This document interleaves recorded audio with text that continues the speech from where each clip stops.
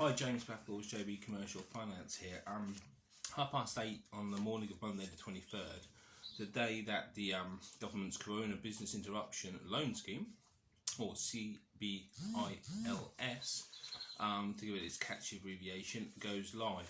And there have been some major changes announced this morning in this scheme, which I think are very, very positive. Something that's worth a look at. This particular document I can get as a PDF. It's a 5-page frequently asked questions about it. Happy to send it on to anyone who gets in touch with me. The biggest change to this scheme, as far as I can tell, as of that proposed last week, is now no longer the requirement for facilities under £250,000 for security to be pledged by an individual. This is an incredibly positive step, because previously a customer had to pledge personal security, i.e. a charge on their house or a charge under business assets to support the debt, before the scheme would be considered. Now that's not the case. If it's under £250,000, the scheme may be used for unsecured loans, which is absolutely amazing. If it's over £250,000, the scheme requires the lender to establish a lack of absence of security prior to the business using this scheme. But, and this is very important, primary residential property, i.e. the house you live in, cannot be taken as security.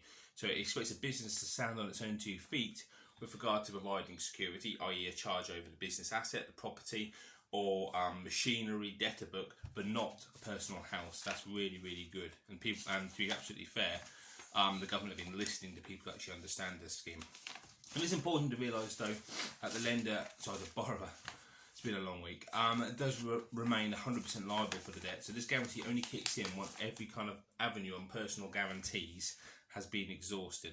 So please know about that. I'll do a post on social media about this, but that's the big change here so far.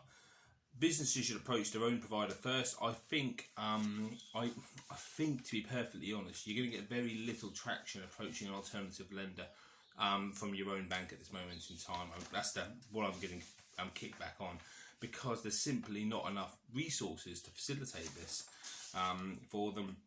Got to be UK based.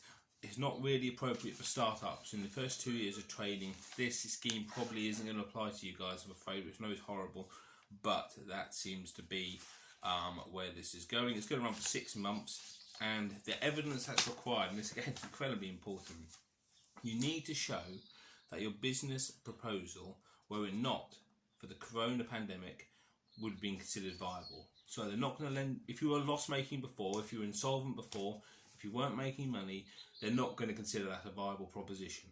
Okay, so that's incredibly important. This would have been a viable business if it wasn't for the corona outbreak. So basically, show you're profitable until the start of March, and then that will be give the finance tool to have the ability for you to trade out of this position, and then hopefully, once things calm down, you can be profitable again.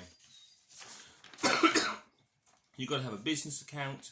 If you're running a business for a personal account at the moment, I'm sorry, you shouldn't have been doing that anyway, and you won't be able to apply. And you must generate at least 50% of your turnover from trading activities. So that means that landlords, etc., wouldn't be able to apply. So that's everything at the moment. I'm going to do a post on it with some bullet points. Let me know what you think. If anyone wants a copy of this, get in touch with me directly, and I'll PDF it once I've figured out how to do that. And I'll speak to you soon. Thanks, guys.